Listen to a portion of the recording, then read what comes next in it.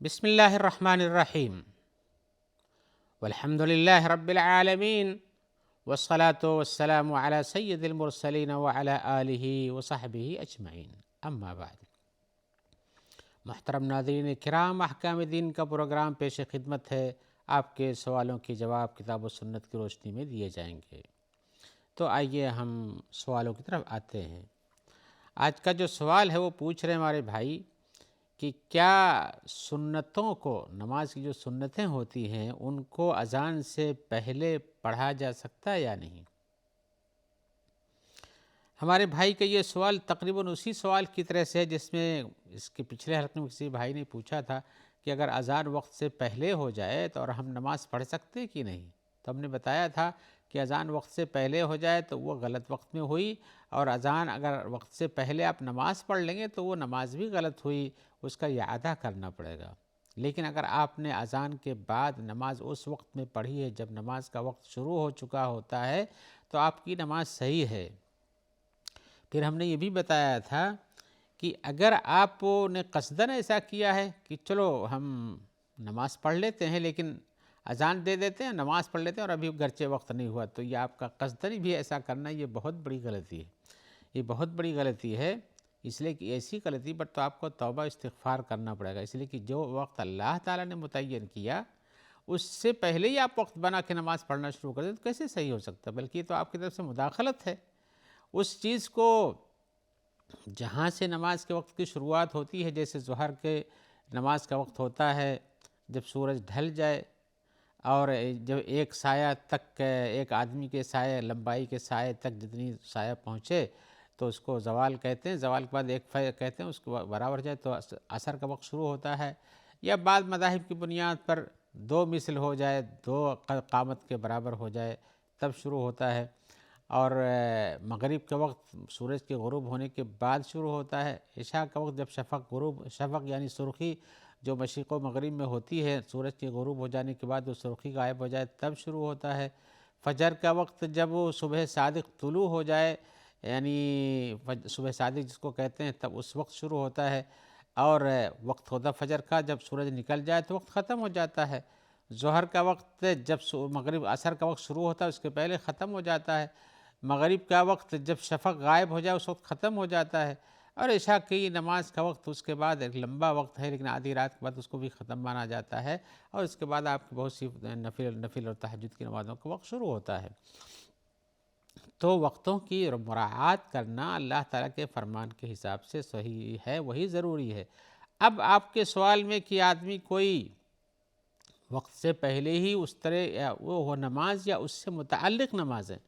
وقت سے پہلے شروع کرتا ہو تو اس کا کیا حکم ہے؟ ہم نے وہ نماز کے بارے میں تو حکم پہلے ہی بتایا تھا، آج بھی بتا رہا ہوں، لیکن آپ کا آج کا جو سوال ہے وہ پوچھتے ہیں کہ اذان سے پہلے ہم کیا ان سنتوں کو پڑھ سکتے ہیں جو نمازوں کے وقت سے متعلق ہوتی ہیں، جیسے ظہر کے وقت میں ظہر سے پہلے سنت ہے، اور کچھ لوگ عصر سے پہلے بھی پڑھتے ہیں، وہ بھی ایک سنت ہے لیکن اگرچہ کہ راتبہ نہیں ہے، مؤکدہ نہیں ہے، مغرب کے پہلے بھی کچھ سنت ہے لیکن مؤکدہ نہیں ہے لیکن بعد میں ہے، عشاء کے پہلے بھی سنت ہے لیکن مؤکدہ نہیں، مؤکدہ سنت بعد میں ہے، فجر کے پہلے سنت ہے اور سنت مؤکدہ ہے۔ تو یہ سنتیں جو پہلے ہوتی ہیں اور مؤکد سنت ہوتی ہیں، یعنی جن کو سنت راتبہ کہتے ہیں یا کہ وہ یعنی اس نماز کی سنت بولتے ہیں، تو حقیقت میں یہ سنتیں بھی وقت سے پہلے پڑھنا درست نہیں ہے، اس لیے کہ ظہر کی سنت ظہر کے وقت کے داخل ہونے کے بعد پڑھی جاتی ہے،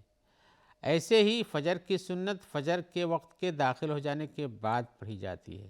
اب میں جو داخل ہونے کی بات کر رہا ہوں اس لیے کہتا ہوں کہ اگر داخل ہو جائے کسی کی اذان میں کسی نماز کے تو وقت داخل ہونے کے بعد آپ کو پتہ ہے کہ وقت ہو چکا ہے تو آپ پڑھ سکتے ہیں، اذان کے ساتھ مرتبط نہیں ہے لیکن یہ اس نماز کی وقت کے ساتھ بندھا ہوا ہے، لہذا اذان میں تاخیر ہو جائے تو اس سے آپ کی سنت پر پابندی نہیں لگ جاتی ہے، آپ کی سنت اس وقت درست ہو سکتی ہے جب نماز کا وقت داخل ہو جائے، لیکن اگر وقت سے پہلے ہی آپ پڑھ دیں، جیسے وقت سے پہلے اذان دینا درست نہیں تھا اس نماز کے لیے، ایسے ہی سنت پڑھنا بھی درست نہیں ہے۔ اگر آپ نے پہلے پڑھ لیا ہے تو آپ کی وہ سنت اس نماز کے ساتھ مختص نہیں ہوئی بلکہ ایک عام نافل نماز ہوئی جو ممنوع وقت میں نہیں پڑھنی چاہیے تھی، بلکہ جائز وقت میں پڑھنی چاہیے۔ لہذا آپ کو سنتیں اذان کے بعد جب یا وقت ہو جانے کے بعد شروع ہو جائیں۔ یہاں ایک مسئلہ اب تھوڑا سا پیدا ہوتا ہے، تھوڑا اشکال وہ ہوتا ہے جو بہتوں کو پیش آتا ہے، وہ یہ ہے کہ وقت ہوا، اذان شروع ہو گئی، اب آپ اب آپ نے دیکھا اذان اگر 2 منٹ لیٹ ہو گئی تو پھر آپ کے لیے اشکال ہو سکتا ہے، یا آپ پہلے سے پڑھ رہے ہوں اور اذان 2 منٹ لیٹ شروع ہوئی تو آپ کیا کر سکتے ہیں؟ اگر آپ شروع کر چکے ہیں اور اذان شروع ہوئی تب تو آپ اپنی نماز پوری کریں گے، لیکن اگر اذان شروع ہو گئی تو آپ کے سامنے 2 عبادتیں آ جاتی ہیں۔ ایک عبادت تو یہ ہے کہ آپ اذان کی کلمات کا جواب دیں اور اس کے بعد دعا پڑھیں، دوسری عبادت یہ ہے کہ آپ اس وقت کے نماز کی سنت پڑھیں یا مسجد میں سنت داخلہ پڑھیں، جس کو تحیۃ المسجد کہتے ہیں۔ ان سب موقعوں پر مناسب یہ ہے کہ اگر آپ دونوں عبادتیں کر سکتے ہیں تو وہی زیادہ انسب اور اولیٰ ہے، لیکن اگر آپ نے کسی ایک کو شروع کیا تو پھر اس کو جاری رکھیں۔ انسب اور اولیٰ طریقہ یہ ہے کہ آپ اذان کے کلمات کا جواب دے لیں، دعا پڑھ لیں، اس کے بعد سنت شروع کریں، اور اس طرح سے اذان کے کلمات کا جواب بھی ہو جائے گا اور سنت بھی ادا ہو جائے گی۔ لیکن اگر آپ نے سنت شروع کی دیا تو جواب تو اس وقت نہیں دے پائیں گے، لہذا مناسب یہی ہے۔ لیکن اگر ایسا نہیں ہو پاتا تو بھی آپ کے لیے جائز ہے، چاہے اس کو شروع کریں چاہے وہ اس کو شروع کریں۔ آئیے ایک اور سوال کی طرف آتے ہیں۔ سوال میں ہمارے بھائی پوچھ رہے ہیں، کیا حدیث میں اس طرح سے آیا ہوا ہے کہ جو آدمی نماز میں اس کا نماز ٹوٹ جائے تو وہ وہاں سے لوٹ جائے، اگر جماعت کی نماز میں ہے تو وہ اپنی ناک یوں پکڑ لے اور اس کے بعد لوٹ جائے، پھر وضو کرے، پھر آ کر کے جو نماز چھوٹ گئی ہے وہ چھوٹ گئی ہے لیکن جو بچی ہے اس پہ شامل ہو جائے، یا ہے کہ جو نماز یعنی جو نماز جتنی پڑھ چکا تھا اس کے بعد جتنی چھوٹی وہ چھوٹی پڑھی ہوئی نماز سے جوڑ کر کے اور رکعتیں پوری کر لے۔ اس کو بنا کہتے ہیں عربی زبان میں۔ حدیث میں اس طرح کے الفاظ کچھ وارد ہوئے ہیں، لیکن میں بتانا چاہتا ہوں کہ اس طرح کی حدیث جو آئی ہوئی ہے کہ آدمی کی جب وضو ٹوٹ جائے تو جائے اور لوٹ کے وضو کرے اور اس کے بعد وضو کر کے اس نماز میں شامل ہو جائے یا اپنی پرانی نماز کے ساتھ بقیہ ادا کر لے، یہ حدیث ضعیف ہے۔ لہذا ان حدیثوں کو دھیان میں رکھنا چاہیے جو اس سلسلے میں مزید وارد ہوئی ہیں۔ ایک حدیث میں حضرت علی ابن طلق کہتے ہیں کہ رسول اللہ صلی اللہ علیہ وسلم نے فرمایا ہے، اذا فزع احدکم فی الصلاۃ فلینصرف ولیتوضأ ولیعید الصلاۃ، کہ جب تم میں کا کوئی آدمی جس سے نماز میں وضو ٹوٹ جائے، نہیں اس کی ہوا نکل جائے، تو اسے لوٹ جانا چاہیے، اس لیے کہ وضو ٹوٹ گیا تو نماز کہاں صحیح ہے، اور اس کو چاہیے کہ وضو کر لے، ولیعید الصلاۃ، اور نماز کا اعادہ کرے، یعنی نماز پھر سے پڑھے۔ اعادہ کا مطلب پوری نماز لوٹانا ہوتا ہے۔ یہ حدیث احمد میں ہے، ابو داؤد، ترمذی، نسائی وغیرہ میں ہے، اور اس کو ابن حبان وغیرہ نے صحیح قرار دیا ہے۔ اور ایسے ہی حضرت عائشہ کی ایک حدیث ہے جو صحیح ابو داؤد میں ہے، وہ بھی حدیث صحیح ہے، کہتی ہیں کہ رسول اللہ صلی اللہ علیہ وسلم نے فرمایا ہے، اذا احدث احدکم فی صلاتہ فلیأخذ بانفہ ثم لینصرف، جب تم میں سے کسی کی نماز میں اپنا اس کا وضو ٹوٹ جائے تو اسے چاہیے کہ اپنی ناک پکڑ لے اور لوٹ جائے، لیکن اس حدیث میں یہ نہیں کہا گیا کہ نماز کا بنا اور اعادہ کرے۔ اسی لیے ہمارے بھائی کا اگلا سوال ہے جس کو میں بتانا چاہتا ہوں، اس میں اور اشکال باقی رہ جاتا ہے، وہ یہ ہے کہ ہم نے امام صاحب کے پیچھے ظہر کی نماز پڑھی، یہاں تک کہ 4 رکعتیں پوری ہو گئیں، اور جب تشہد اخیر میں تھا تو میرا وضو ٹوٹ گیا ہے، تو کیا میری پوری نماز خراب ہو گئی یا ہے کہ کچھ باقی ہے، یا ہم کیا کریں؟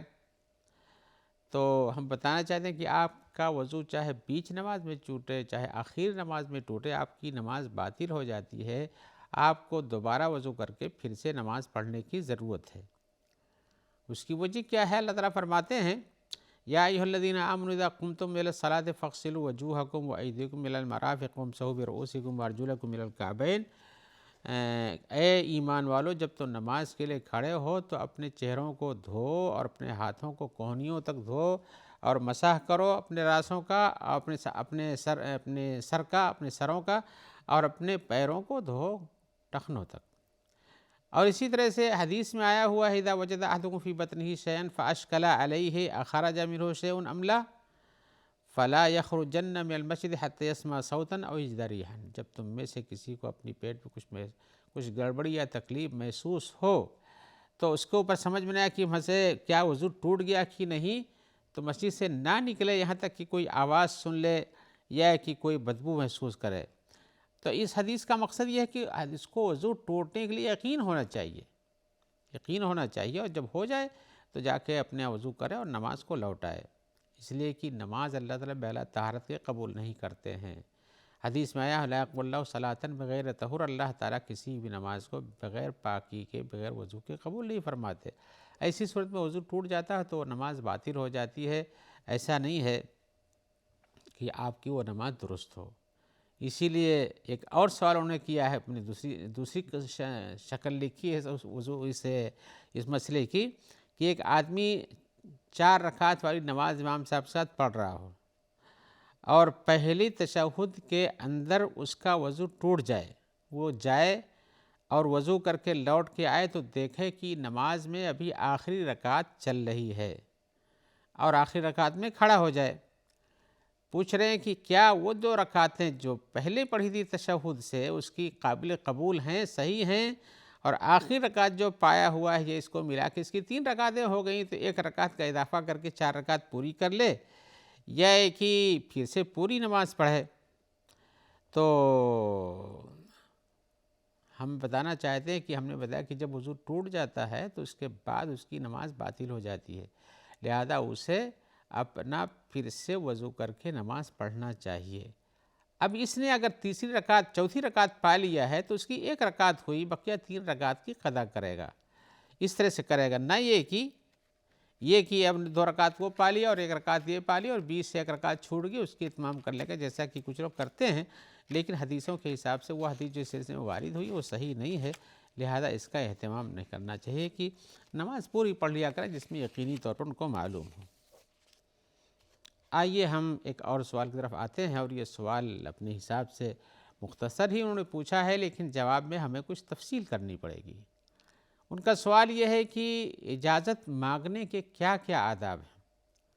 اجازت مانگنا ہے کسی کے گھر میں جانے کے لیے، کسی کی مجلس میں جانے کے لیے، یہ مقصود ہے ان کا۔ اس میں استئذان کہتے ہیں عربی زبان میں، اذن طلب کرنا۔ اجازت مانگنے کے کیا آداب ہیں؟ تو حقیقت میں اسلام نے بہت ساری چیزوں کے آداب سب بیان کیے ہیں، کوئی ایسا مسئلہ نہیں چھوڑا ہے۔ آئیے ہم اجازت مانگنے کے آداب بھی بتاتے ہیں۔ ایک تو یہ ہے کہ آدمی جب وہ اجازت کسی کے ہاں جائے تو مانگ کر ہی جائے، اچانک نہ گھس جائے۔ اچانک اس کے گھر میں گھس جانا یا اس کی مجلس میں گھس جانا درست نہیں ہے۔ حتیٰ کہ آدمی اپنے گھر میں جائے تو بھی اس کو ایسا کچھ ہونا جس سے پتہ چلے گھر والوں کے کہ آ رہا ہے کوئی، اچانک گھسنے کو، اچانک پہنچ جانے کو رسول اللہ صلی اللہ علیہ وسلم مناسب نہیں سمجھا، چاہے آپ سفر سے آتے ہوں یا ایسے بھی گھر میں آتے جاتے ہوں، تو سلام تو کم سے کم کرنے کا حکم ہے ہی، اور سلام بھی ایک اجازت ہے۔ اجازت السلام علیکم کہیں گے تو اس سے سنے گا آدمی تو پتہ چلے گا کہ ہاں کوئی آدمی آ رہا ہے، کس کی آواز ہے اور کون یہ کہہ کر کے آنا چاہتا ہے۔ آپ اس کو جواب دیں وعلیکم السلام، آئیے، تو وہ اجازت ہو گئی ہے، تو آپ ایسا کریں۔ لیکن اگر مان لیجیے آپ نے السلام علیکم کہا اور اس نے سنا نہیں تو آپ کو دوبارہ کہنا چاہیے۔ دوبارہ بھی نہیں سنا، کوئی جواب نہیں آیا، آپ نے انتظار کیا تو 6 بار کرنا چاہیے، تاکہ آپ کے پاس حجت رہے کہ ہم نے 3 بار کہا اور انہوں نے سنا نہیں، یا سنا جواب نہیں دیا، کوئی بھی چیز ہو سکتی ہے، تو اس کو 3 بار کرنے کی گنجائش ہے۔ جمہور کا یہی مسلک ہے۔ کچھ لوگوں نے کہا کہ نہیں، اس کو 3 سے بھی زیادہ بھی کر سکتے ہیں، جیسے امام مالک نے کہا ہے، تاکہ اس کو یقین ہو جائے کہ یہاں ہم نے اجازت مانگی اور ہمیں یقین ہے کہ ہم نے آواز اپنی پہنچا دی لیکن کوئی جواب نہیں ملا ہے۔ اور کچھ علماء نے کہا کہ اگر آپ نے السلام علیکم کہا ہے تب تو 3 ہی بار دوسرے کے کسی اور چیز کے ذریعے اجازت مانگی تھی، آ جاؤں، کچھ کھٹکھٹایا کسی نے، کچھ کوئی آواز کی کسی طرح سے، تو اس میں 2-3 سے زیادہ بھی ہو سکتا ہے، اس لیے کہ السلام علیکم کی آواز سے تو آدمی بھی پہچانا جاتا ہے عام طور سے جس نے سلام کیا ہے۔ اس کی وجہ کیا ہے 3 بار کرنے کی؟ اس سلسلے میں ایک حدیث وارد ہے، حضرت ابو سعید خدری کہتے ہیں کہ میں انصاریوں کی ایک مجلس میں بیٹھا ہوا تھا اور اس وقت ابو موسیٰ اشعری آئے، اور ابو موسیٰ اشعری ڈرے ہوئے تھے، گھبرائے ہوئے تھے، تو انہوں نے کہا کہ میں حضرت عمر کے پاس گیا، ہم نے 3 بار اجازت طلب کی تو مجھ کو انہوں نے اجازت نہیں دی، میں لوٹنے لگا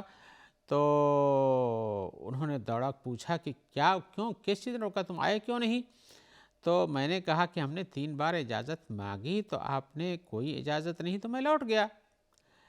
تو اور اللہ کے رسول اسی وقت میں نے کہا کہ اللہ کے رسول صلی اللہ علیہ وسلم نے فرمایا ہے اذا استأذن احدكم ثلاثا فلم يؤذن له فليرجع، جب تم میں سے کوئی آدمی 3 بار اجازت مانگے اور نہ اجازت ملے تو اسے لوٹ جانا چاہیے۔ تو حضرت عمر نے کہا کہ واللہ لتقیمن علیہ بینہ، قسم کھاتا ہوں اللہ کی تم کو اس پر دلیل دینا پڑے گا کہ 3 بار اجازت مانگو، نہیں ملے تو واپس چلے جاؤ۔ تو میں انتظار، ان کا مطلب یہ تھا کہ تمہیں انتظار کرنا چاہیے، اتنی جلدی بازی کیوں کی تم نے بھاگنے کے لیے؟ تو ابو موسیٰ اشعری آئے یہ انصار کی مجلس میں، ان کا کہ تم میں سے کیا کسی نے یہ سنا ہے